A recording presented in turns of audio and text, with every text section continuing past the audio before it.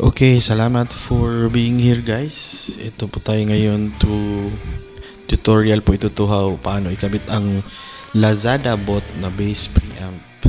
Active po ito, meron siyang blend knob, tatlo equalizer, volume at saka battery compartment. May link po sa description below. Pwede nyo po itong i-click kung saan ko nabili. So, yung blend knob po it is pre-wired, pero ang pinaka-importante dito is ang blend knob. Ito po, dalawa siya. In my case, neck and bridge humbuckers. So, umpisahan natin. Una-una, hindi ko ayaw kung butasan yung base ko. So, hindi ko gagamitin yung battery compartment at puputulin ko ang battery at ikakabit after malagay ko yung wires through the battery compartment. Diyan po. So, unang-una, hindi po tayo professional dito na electrician. So, gunting-gunting muna tayo. Yan, ipasok mo na yung wires na putol. Yan, tapos lagyan ahead of time ng heat shrink. Kung wala kayong heat shrink, lagyan nyo na lang ng electrical tape. Yan, red to red, black to black para hindi kayo malito pagkabit. Ang DC po ay importante na hindi siya magkabaliktad yung wires kasi DC. Hinangin, hindi ko nilagyan ng solder yung wires before para pag solder mo na nakatwist sila together, magiging mag-attach sila. Tapos, ikabit yung heat shrink and yan na, initin para mag-shrink.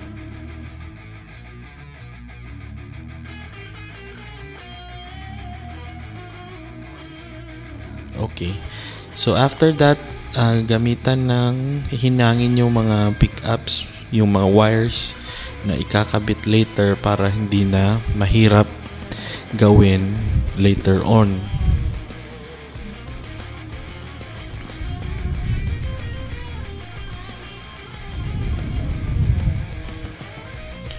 So, yung yung pickup configuration ko ay nakita ko is this, yung blend up at saka dalawang pickups na neck at humbuckers ko po. Kung nakatalikod siya, nasa top yung bridge na connection. Tapos EMGHZ yung sa akin. So ito po yung wiring. So red lang ang gagamitin kasi hindi ako nag-split coil. Red lang yung sa ikakabit. So ito, na pre-wire ko na po yung isa. Actually, nagkamali ako kasi red lang pala yung ilalagay sa gitna ng tatlong pins sa blend knob. So, yan po. Yung ground, green at saka yung ground cable ay iga-ground mo lang. Yung red po ay lagay mo sa gitna ng 3 pins. Yan po dyan sa gitna. So, this is actually now kinakabit ko sa top yung bridge. Yan, sa itaas na 3 pins sa blend knob. Yan po. Tapos, sa ilalim naman is yung neck para sa blend knob. Para kung gamitin mo, when you turn left, neck siya. When you turn right, bridge siya. Yan po, kinakabit na po ang neck. Tapos, kinakabit na ang ground.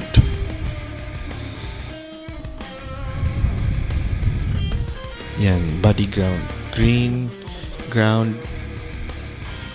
Tapos, ang susunod na step ay i-ground po lahat yung body from the bridge. I-ground mo siya sa main power para doon ka magkukuha ng ground sa lahat ng potentiometers mo. Yan.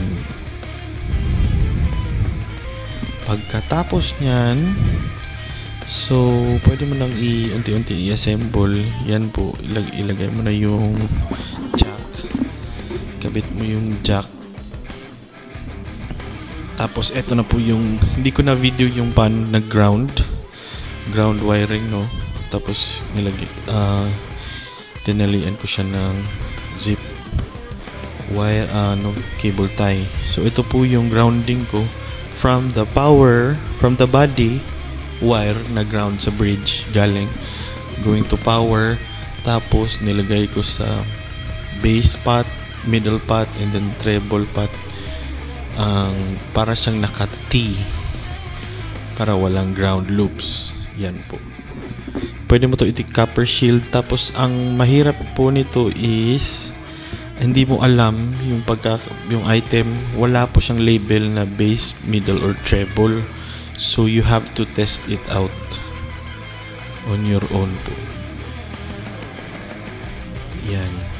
Tapos ayun na yung blend knobs. Pwede mo to siya copper shield para mawala talaga yung humming and hiss. Okay, subscribe po. Thank you for watching.